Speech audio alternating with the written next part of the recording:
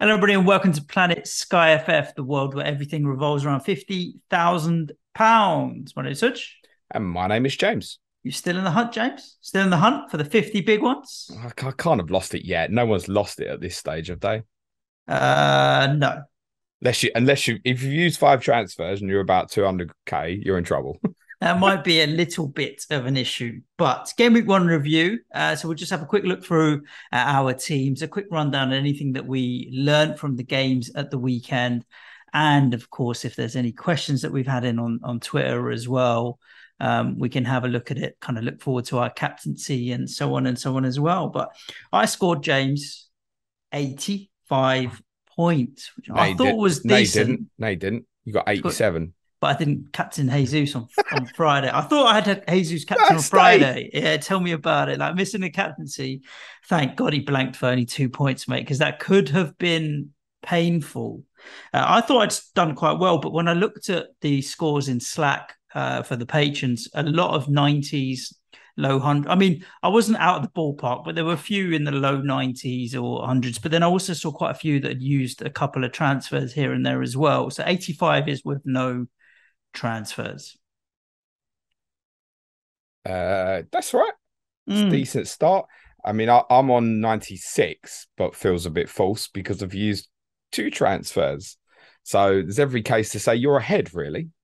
I got returns from almost everybody except two players. And when I say returns, including tier points, I ended up going with David Raya in goal. I thought it was quite straightforward and simple and consistent and at a price that I wouldn't need to piss about with my goalkeeper. What was he? 1 pointer. Um, 3 pointer because he Oh, picked up saved here. save tier. Okay, yeah, So decent. Yeah, he did lose points for conceding goals, but 3 points having conceded two goals it's is fine. not too bad. My defense, I went uber safe. I went Cancelo, who now midfielder and passing tiers and any which way is going to be looking good. But he got the clean sheet and passing tier two. I went with Van Dijk over Trent. I was just looking at their historic points record and I just wanted to go with the safety. So Van Dijk, passing tier, of course.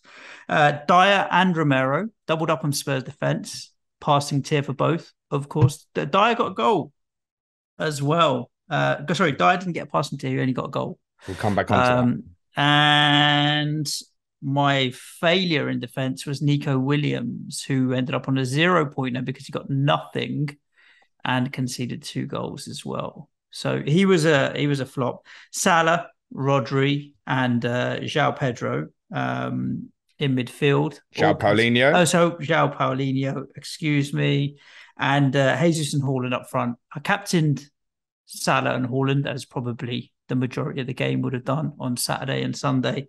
So Jesus and Nico Williams were the only people that didn't pick up any sort of points for me at all at the weekend.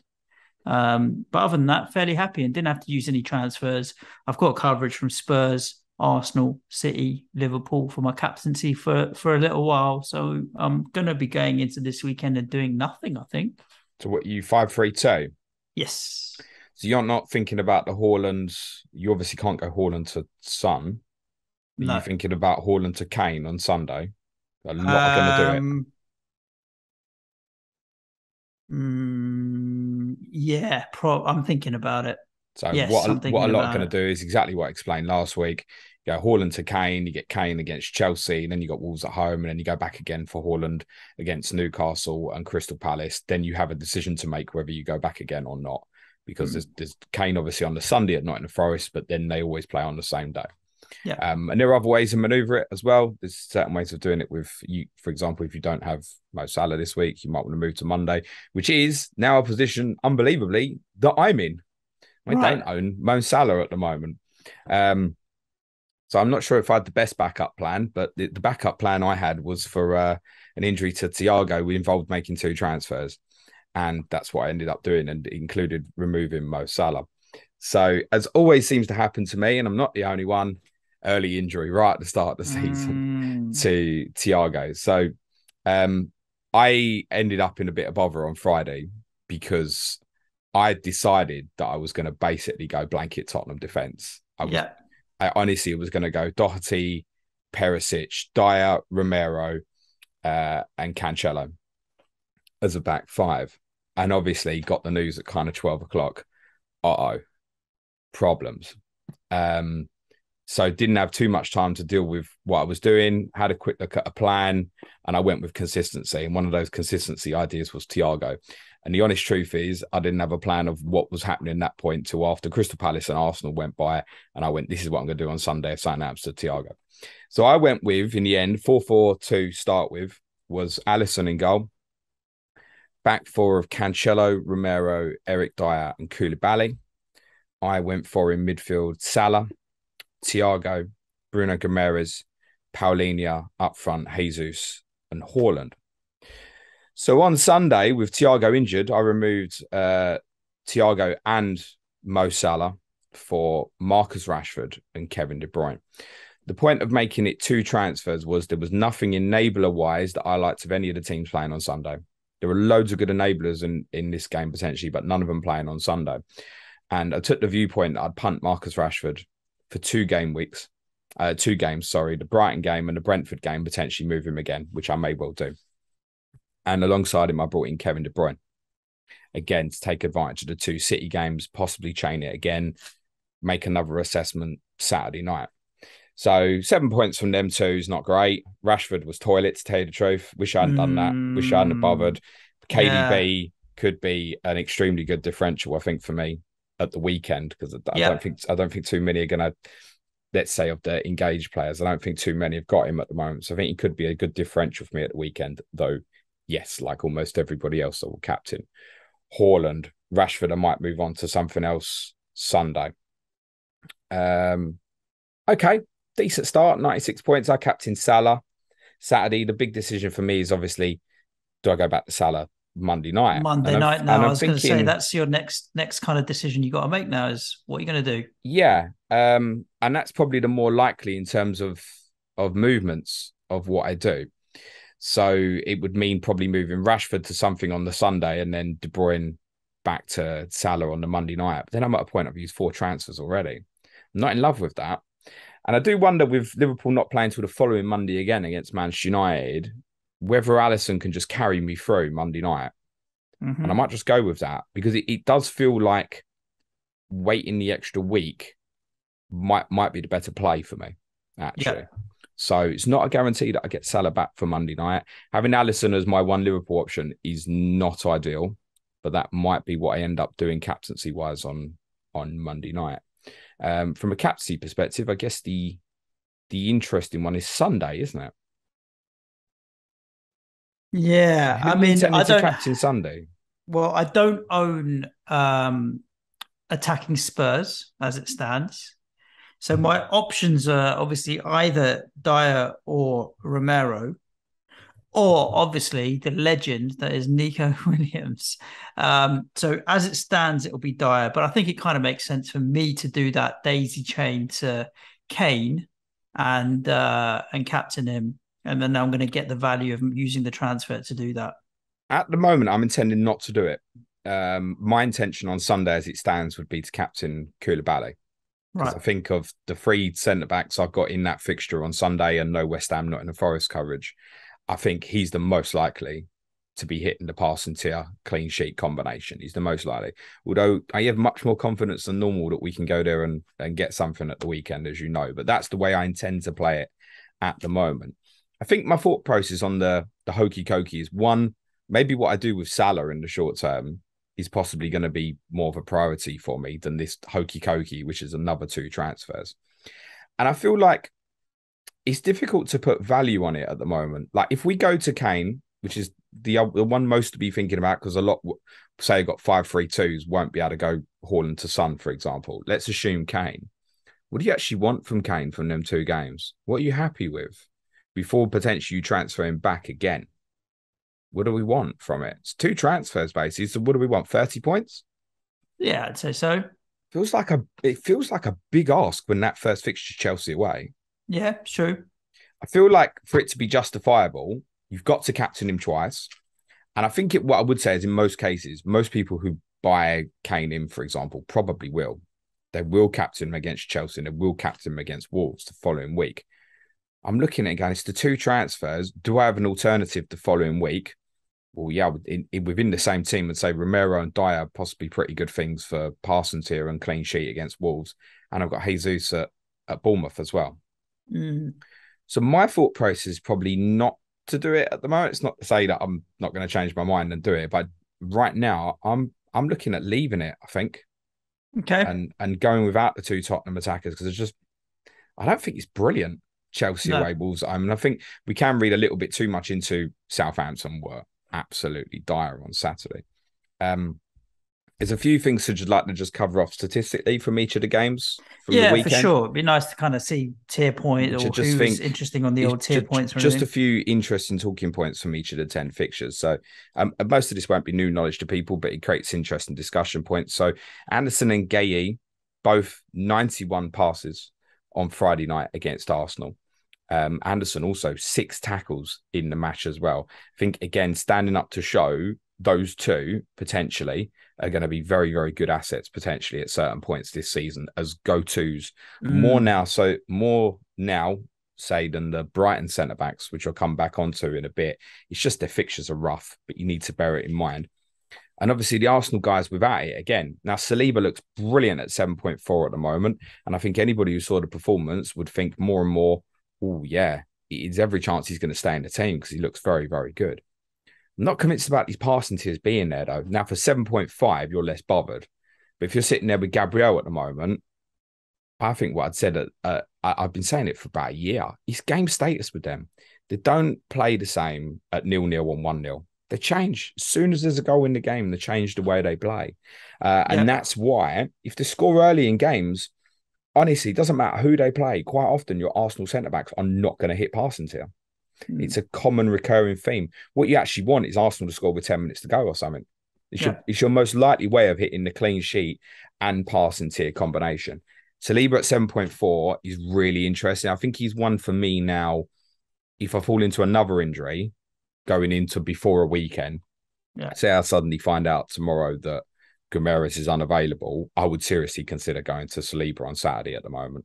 Okay. But there isn't a good entry point. You've got Wednesday the 31st at home to Aston Villa, but you've missed quite a few of them good fixtures. So The Bournemouth Fulham games looked yeah, tempting before that. I don't feel like it's one I need to like steam into though, Force. because he might come out the team. Yeah. Doesn't feel like it at the moment, but he might. The Palace guys are well worth watching. 6 tackles for Paulinia, Mm. which my point on this is actually not to read too much in it, because actually, if there was a type of fixture where we'd expect Paulinia to get these tackle tiers, actually is a fixture like Liverpool. So although to many of us right now, he will look like, and we both have him, that he possibly is going to be the best one at that price. Liverpool is not the judgment game No, of to course. actually know. Yeah. I'd be if he gets tackled here again at Wolves at the weekend, I'd be very, very impressed. Yeah. And then I think we're looking, yeah. One of the reasons I really decided to start with him as well, and it also made me think more about James Ward-Prowse, but not so much because their fixtures are tougher for a considered run, and he's got other good competitive players at his price range. They've got the longest streak, those two clubs, where they don't play, where they always play first in a game week. So even all the way going up to Friday the 16th, game week 8, which is the week before the international break, both teams play on the Friday. Then the first after, you've got both on the Saturday again. And you've got Fulham are scheduled to play West Ham currently on Saturday, October the 8th. But obviously, if West Ham get through their Europa Conference playoff, that'll get moved to a Sunday. That's the first opportunity to buy from those two clubs where there's a physical game. So I feel like if you want Paulinia, don't dive in and do it. It's another one where I think if you have midweek injury, good one to go into and then think about spreading your funds from there. That's what I'd say. Kamara got 63 passes at Bournemouth. He's another real enabler at the moment. Boubacar Kamara, Aston Villa. He's on 150 grand a week. Did you know that, Suj? Wow. I found that out today. Yeah. You know, I've been questioning. Now they got him. Wow. Yeah, but Yeah, yeah, yeah. that's Now we probably know. how that's how they got him. Yeah. Now we So know. 63 passes at Bournemouth. However, a couple of key points from this before you get too excited about it. One, I think most of us were looking at him more like Paulinho as in potential tackle tiers. The reason he's at passing tiers in this is Bournemouth scored after 3 minutes, right? So they really did sit back off them and stuff. The Villa centre-backs were quite close to passing tiers as well. It is worth saying that since Gerrard took over from Dean Smith, those guys at the back do occasionally get very, very close or into sort of tier 1 passing tiers and stuff. Whereas under Dean Smith, they never got anywhere near it. They could have 55% possession in a game and they'd still only be on like 25, 30 passes at the back. So I wouldn't read too much into that one. The 2 Wolves centre-backs picked up passing tier at Leeds, which I think is important to highlight because obviously they've changed system. So 75 for Kilman and 68 for Collins. He's decent. That's one to keep an eye on. For Newcastle Forest, 10 shots on target for Newcastle. He's quite big and sizable. And the reason I highlight that particular statistic is I think the best captain on Sunday, really, is Jared Bowen for West Ham at Nottingham Forest. Let's be honest, if we captain a Chelsea or Tottenham player on Sunday, what are we overly expecting? Bowen's the one with the capability, and that's not for me to say, oh, you should go and buy him. You can go and buy Jared Bowen at any time because West Ham, if they get through to the Conference League, are basically nearly always going to play on a Sunday. So you can come back to him at any time. But I think if I was to do a hypothetical free hit team at the weekend, I'd be sticking Jared Bowen in. If I was going for manager of the month, I'd be buying Jared Bowen on Sunday and captain him. Put it that way. He's not been good form recently, but you know what happens when a player's not been in good form and everyone starts saying, oh, he's not in good form. Snap out of it. The thing is, like, he wasn't good against City, let's be honest. But it's tough. He's tough going. Good for fitness, a fixture like that. Mark Southern said to us in pre-season about Forest, left side under with Toffolo at the moment, could be a bit of a problem. They gave away plenty of chances at the weekend. So I actually think Bowen's probably the best captaincy on Sunday if you have, but I also wouldn't break my neck to buy him. Hugo Lloris was the only Tottenham starter not to return on Saturday, Suj. Wow. Every outfield player returned. So there was assist for Emerson, goal for Sessegnon, pass and tears for Davis and Romero, goal for Dyer, passes for Højbjerg, tackles for Bentancur, shots for Kane, shots and assist for Son, and goal and assist for Kulusevski. Every single player returned, and that's why I was looking to really power into them. I think the interesting one out of that is obviously that Dyer didn't pick up passing tier. This happens a lot when Tottenham have real dominance in games. How many passes did he make? Do you know? It wasn't far off. Okay. It was in like the 50s. It wasn't far off. Okay. And the others weren't like massively ahead. They just had a little bit more. But there are certain other games where if Tottenham have to go backwards more, then they'll go back to Dyer and start again. But Southampton weren't putting any pressure on. So like Davis to Romero was quite a lot during the game. Didn't need to go back to Dyer. You're saving a pass, right? If there's no pressure on the ball. So that's why he was behind. That doesn't mean that's always going to be that way. Like I said, in tougher games, Dyer will probably get more than the other two, for example. Good options they are. Dyer and Romero, particularly at the back. Southampton had a few players who, and this always happens against Tottenham, because Tottenham don't press the ball. They just funnel back into a 5-4-1 shape. They'll let you have it. So Lavia's 6.5. He was kind of in and around 45 to 50 passes. And you look at that, Tottenham away. That's really good. That means in easier games, he's going to get passing tiers. He's probably not. He does keep it short, sharp, and simple. And there will be games where Southampton dominate possession. He will hit passing tiers. But don't use Tottenham as a barometer. I think I'd looked at it. It was like with about 2 months of the season to go. I think there were like 8 times Norwich players had hit passing tiers last season. And 3 of them were in a game away to Tottenham. Okay. Because Tottenham just funnel back into shape. Don't put the pressure on, let you have it. So just careful not to use that as a barometer. I think he's a one to keep an eye on. The danger with him is he's the cheapest of all. Right.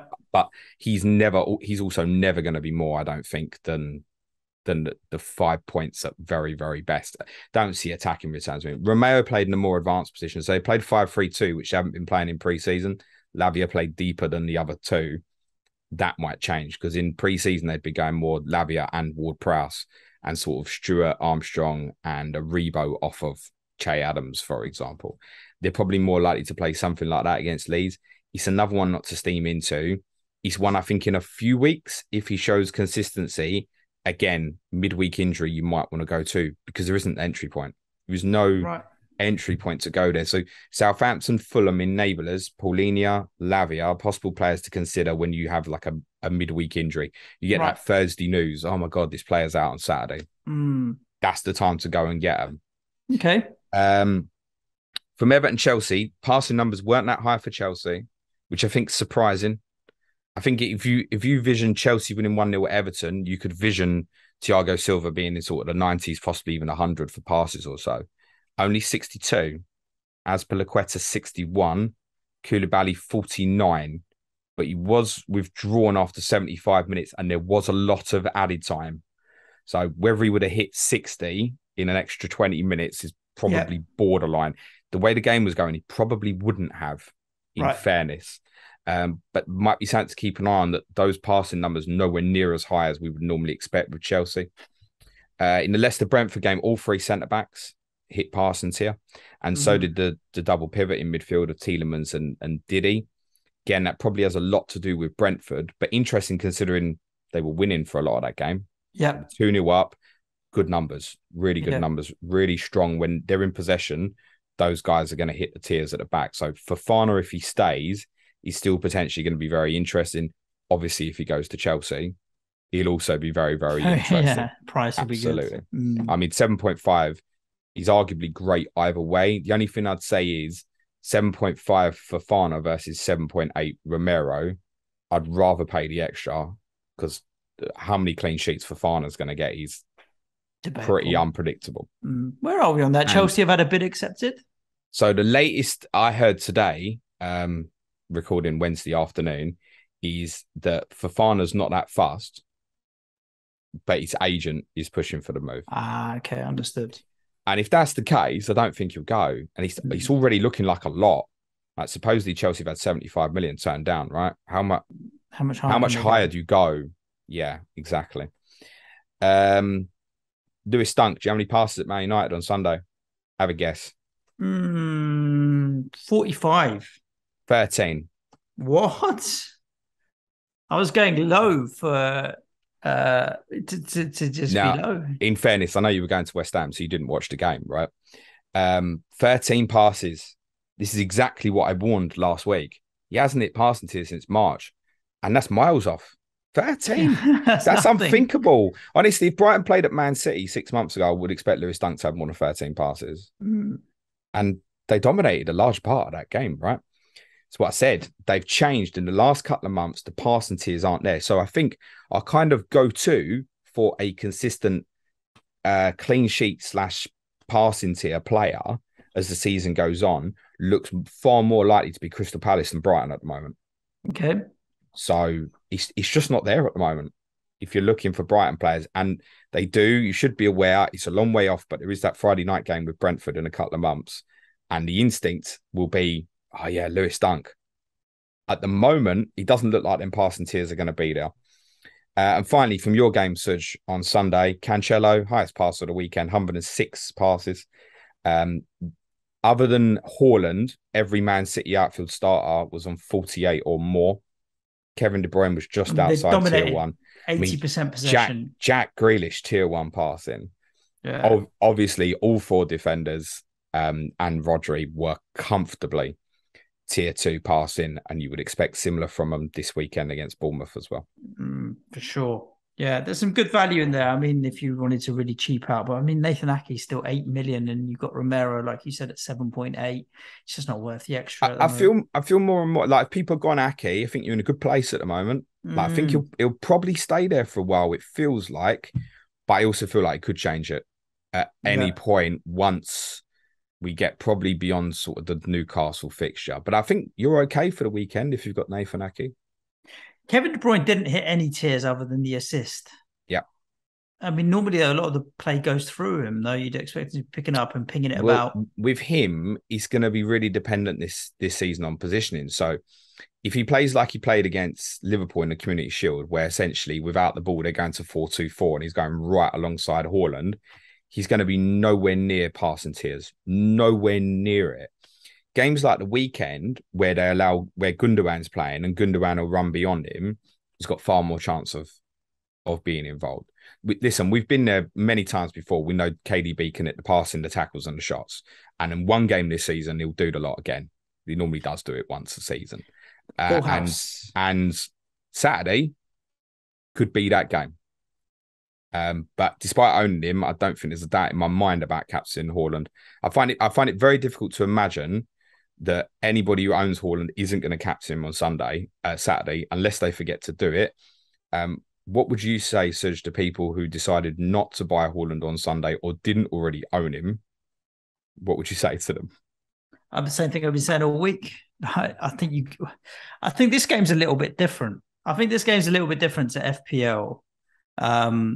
But yeah, I'd be worried. I'd watch the game from behind a sofa. I think you have every right to be worried, but I will also assume, surely everybody listening to this has at least one Man City player. Yeah, Cancelo or KDB. Even if it's Nathan Ake, Cancelo, KDB, whatever, surely even Edison, surely you've all got something.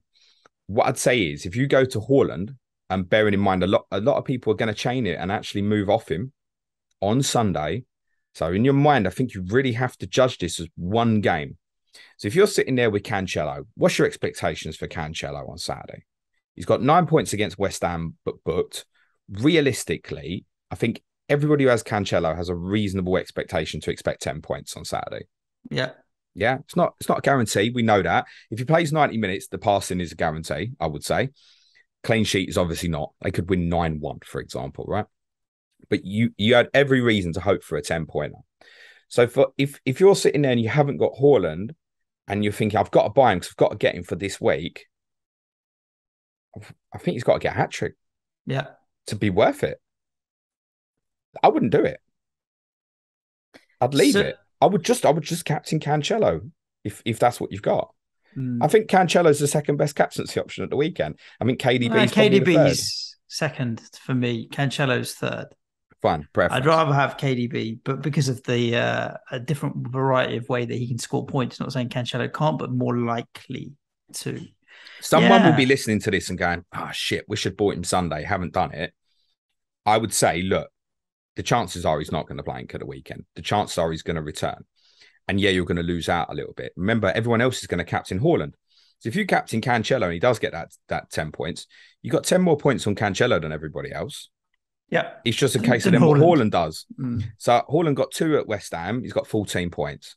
So you ask yourself, the difference there, is it really worth buying it? Honestly, I think you'd have to get a hat-trick for it to be worth it for the one game. So I'd leave it. And of course, he could do that, but you can't expect it. That was David Martinez's question. He didn't do the Kane to Haaland jump on Sunday. So now he's like, shall I leave it and just hope Kane outdoes him on Sunday? I'd leave it. As long as you've got a Man City player. I think if for whatever reason you're sitting there with no Man City player, buy him. But honestly, I think particularly with Cancelo, you have to ask yourself, how badly can Haaland really outscore Cancelo in this particular fixture at the weekend? And I think, as I said, because so many are going to sell him at the weekend anyway, you really do judge this on one game. Because you can go back and buy him when they play Newcastle on the Sunday in a couple of weeks. Can you miss him for one more game? The chances are you are going to be a little bit down, but you're also saving the transfer. It's true. I don't think it's worth it. And there's every chance you'll end up sending him a Sunday. So it might cost you 2 transfers to get him in. For that to be worth it, I think he's got to get 5. And Glenn wanted to know what you think a transfer is worth this season, because we've got 50. We always talk about 10, 15 points. Yeah, I think we can. The thing is, none of us can really pin it down at the moment, I think. But with 10 more, I think it's reasonable to put a slightly lower bar on what your expectations will be, and one less overhaul period. But a transfer is still a transfer. Just because you have more of them doesn't make them worth any less. No, but it gives you more variety in terms of what you can do. I think it's possibly reasonable. It lets you be more aggressive, which means you could maybe even expect more from a transfer. You've got an extra 10% in theory, right? I know you've got an extra 20% on transfers. 25%. Right? So if we said roughly 15 points is what you'd want in a transfer, I think it's reasonable to say 12. Okay. Who would you replace Rayan 8 Nori with? Because Mark Healy wants to know. No one yet. Wait for the I Saturday mean, and see what happens. obviously play him against Fulham at Saturday. That's a good fixture. Um, then I guess there are definite available 3-for-1s if you're moving him on because you've got Tottenham away. Not that you're probably going to go back, but from when they play Newcastle Sunday the 28th, Newcastle, Bournemouth, Southampton's a decent free. I wouldn't necessarily fret about it. What price is he, Sush? I wouldn't even know. I'm not sure, but he's not going to be expensive. Please have a look for me. My instinct would be, in terms of what's available price wise, arguably a cheap Forest player. But the problem is, and this is what's interesting about Forest, I part discussed this when someone asked about Lewis O'Brien last week. There's a lot of Forest enablers, and it's not clear yet which one to go to. If I had to go and buy one on Sunday, which I might do to part facilitate, say, Rashford to Brennan Johnson would be the one for me to facilitate going back to Mo on Monday or a different move later on. I think it would be Brennan Johnson at the moment because there's so many in that sort of 6.5 to 7 million amongst that team. What can we take from the Newcastle game to say, yeah, that's the one? Well, we can't. So, and I would always want to get the gain on it. So I think for what's available at the price, what price is he, Serge? 7.3. I mean, arguably, then the answer, if you have to, is Brennan Johnson. But I think the more sensible idea at the moment might be just to say leave it at the moment, honestly. Paul wants to know who the best Brighton enabler is. Probably Casado. He's cheap as, isn't he? I know he got tackled here at the weekend. He's a really, really good player. Did I say Brighton? Yeah. I meant Bournemouth. He wrote Bournemouth. Apologies. Brighton Casado. Bournemouth is probably Tavernier, I think. Okay. But they also have a number of enablers. They're also looking to do bits. They bought Sensei in, new centre back. He hasn't got a price at the time of recording. Not that I think you want to go and buy a Bournemouth centre back. Tavernier did get a knock at the weekend, which I mentioned on Monday's pod, Suj, but Neil Grover told me that there's not an issue there at the moment. He should be fine. He's on the set pieces and stuff. His XA at the weekend was pretty interesting. So if you had to dive in on Bournemouth, then Tavernier currently, I want to say he's about 6 points. He's 6 something. I know he is anyway, Marcus Tavernier. Why you'd want to buy a Bournemouth player at the moment, I have no idea. But I'm very thankful for that question because it's completely unexpected. So I like it. Josh Jones, what else was unexpected? What was the biggest surprise in terms of tier points from the weekend? It's arguably the Chelsea players, actually. That's much lower than I would have expected away to Everton, to be honest. So I think it's possibly that. Other than that, look, one game's a randoms. To be honest, Anderson and Gueye hitting 90 with Arsenal scoring inside the first 20 minutes actually doesn't surprise me. Doesn't surprise me that much at all. It doesn't surprise me, therefore, that because they scored early, that the Arsenal defenders didn't hit pass and tears. So I think it's the Chelsea ones is possibly a little bit of alarm and concern. He says going to go and captain a Chelsea defender on Sunday, most likely. Do you think that Dyer or Romero can cover Kane or Son for captaincy if you don't own the latter two? Over a long period, no. Because those two are just too explosive. They'll get too many points in comparison to the other. It's not like, and we spoke about this with the Tottenham assets last week, Cancelo, in theory, could match a Haaland or a KDB. Van Dijk could match a Mo Salah. Romero and Dyer are brilliant, brilliant prices, as I think Ivan Perisic will prove to be as well. Are they going to match Kane and Son? Over the long term, no. So if you're looking for it, in short period, it's fine. Absolutely fine. So I might even captain Romero or Dyer against Wolves. It's one game, isn't it? But over the longer term, no chance. Dan McKenna wants to know who you think from Chelsea would be a good asset in the coming weeks based on minutes and what have you. Well, Wesley Fofana, if he goes at 7.5, this is part why I wouldn't kind of dive and rush into Cucurella too much as well. There's every chance I think Cucurella might even start for Chelsea on Sunday against Tottenham. But if he does, I think he'll be at wing back. So I don't think it's going to help you from the passing tier perspective. He's 8.2 Cucurella, and I'm conscious of making that drop down for Koulibaly to somebody, I think. But I don't have the clarity of where that is at the moment. So I would wait one more week I spoke a lot, if you didn't start with a Chelsea player, about buying for the Leeds game next Sunday rather than this week. And I think in most cases, unless the player you want to sell is playing this Saturday and not playing next Saturday, i.e. playing same day as Chelsea Leeds, then I'd wait the extra week, because I think the information might be more important to you than the points. Neil, Mr. Curry, FPL Canal, he says, out of the 20 teams in the league, where do you rank Bournemouth, Fulham, and Forest as fixtures for gaining tiers against them? Well, we talked about Forest being potentially ones that you could target for shot tier. It's one game. And we have to factor in as well. We know Forest are trying to spend money all over the place, and all three clubs are going to add players before the window shuts. So very difficult to say. My instinct would be of the three that Bournemouth will be a regular. Absolutely, where players centre backs will hit passing tier against Bournemouth. I think for the top sides, that will normally be the case for Fulham, like Van Dijk and Matip hit it at the weekend. Forest, I think we can expect that as well. At the moment, it's difficult, excuse me, not to envisage all three of them being ripe, basically, for centre backs, deep line midfield players, your Rodris, etc., to hit passing tiers against them. But that may change in a few weeks. Okay. We have a question. Well, it's not even a question from Benny Blanco. He just said he'll DM you, mate. Well, I know that. Oh dear. Lee Williams says he's thinking of bringing in Danny Ward for captaincy for Man United Leicester. It means he'll sell Alisson, but also allows him to keep Salah, Kane, Haaland, VVD, and Cancelo. Yeah, but it's also not a conversation till September the 1st. And we kind of mark this as for most people, don't bother planning beyond that point at this point.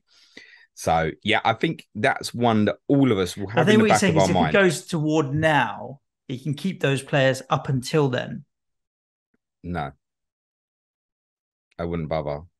What are you going to do if they buy another goalkeeper? The chances are, because you're relating the question as well. Well, it's going to cost you too. You're relating the question saying, I can keep these players.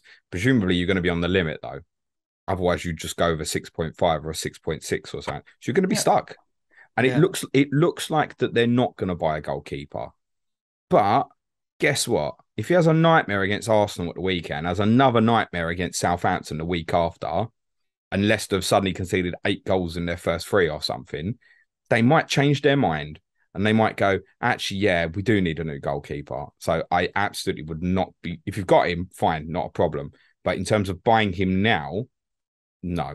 That entry point on the day, Thursday, September the 1st, transfer window's closed. We can make a decision then whether we think it's worth it or not. And we'll give the last question of the show, James, to Ian Parrin at Planet Sky. Good to have you back. It's good to have you back as listening in with several potentially decent, cheap players in Sky. Is this the season where we might be able to get 4 or 5 heavy hitters across the rest of the team? Yeah, could be. It's interesting already, like this time last week, there's so many options. And already it's like, actually, there's quite a few enablers there possibly. So, jump between them, or just kind of set and forget 4 or 5. No, you don't want to jump between the enablers. No. I'm talking about the heavy hitters. Oh, sorry. Yeah, absolutely. Yeah, jump between them once you're in a strong place. So, like, because I'm probably not at the moment making the Haaland to Kane jumps doesn't mean that you shouldn't. I think that's a very good move for the majority of the people. I'm already 2 behind, so I'm a little bit conscious of that. And as I said, I'm not overly excited by the 2 fixtures for Kane's potential, being Chelsea away being the first fixture. But yeah, I as I've said to you numerous times, I keep getting this enabler wrong. Stuart Dallas 2 years ago, Christian Norgard last year. This year I worked hard on trying to identify it. Now on one game, it looks like I might have the right one for a change. So he's not going anywhere. The plan now is to identify the other one. Because I think there is going to be another one where we go, oh yeah, actually, do we want to sit there with 2 6.5s or 7? No, it might be what I decide to do is go Rashford to Brendan Johnson on Sunday, for example, get myself closer to it from a structural point of view. While I wait, carry that through for the 2 Forest captaincies in September. I'm close. And then I've got so much information then to get to the right one. after that little period in September. But structurally, I'll be close, if that makes sense. Are you using 7 million as your cut-off for what you'd consider I an think enabler? I think there are so many decent options potentially between sort of 6.5 and 7 in the midfield area that a couple of them are going to break out, and not as like unbelievable options, but Just fours and fives, you know. regular tackle hitters. Yeah, this is what we're Mm. looking for specifically. Is what Paulinho did at the weekend. It might be that Paulinho don't hit tackles here for the next 5-6 weeks because of Liverpool's the perfect game for it. Actually, it's why we always say with these guys, ignore the fixtures. Actually, liable to do better in games like Liverpool, for example. So it's finding them, whether it's going to be Kamara, it could be Lavia, one of the Forest guys might break out. Maybe Marcus Tavernier is going to prove to be someone who's a regular assister on set pieces. Maybe Brennan Johnson at 7.2 he's going to be the one possibly as well. But I mean, 6 complete passes or something the weekend, like not even involved at Newcastle. And they're trying to buy players. Not that I think his place would be under threat, but there's a little bit of unknown there that concerns me. Cool. And that's a wrap on the questions, James, and a quick rundown on Sky Fantasy Football for this week. I'm only likely to really make the one move if I do, and that's Haaland Kane on Sunday. And good luck to you if you are making transfers. We'll be back at you next week with Sky Fantasy Football. Tomorrow, James, is it Ask James? No, it's Clash of the Correspondents. Tottenham, Clash of the Chelsea. Correspondents, and yeah, for those that are captain of Chelsea or Tottenham player at the weekend, I think you'll find that very useful. Fantastic. Interestingly, spoiler, Gary Mantle, our Chelsea lad, thinks there's every chance Reece James will play centre back. Which, if you've got him, might even make him even more interesting for Sky. Fantastic. So wherever you listen to the podcast, make sure you're subscribed and you'll get notified as soon as it goes live. Other than that, stay safe and look after yourselves. Keep cool if you're in England in the next few days. I've seen heat wave warnings on the horizon. And ciao for now. Oh, slow down. You don't have to spunk all your transfers now. Chill out a bit. I thought you were talking to me for a second there. And you, I have to tell myself having made 2, but no, good bit of advice for the new players. Like, if you're in doubt, don't do nothing. Slow down. Do you have to cue the music, or are you going to do the end? Okay, I'll say ciao for now again. Be nice to each other, everyone. Cue music, please, man, child.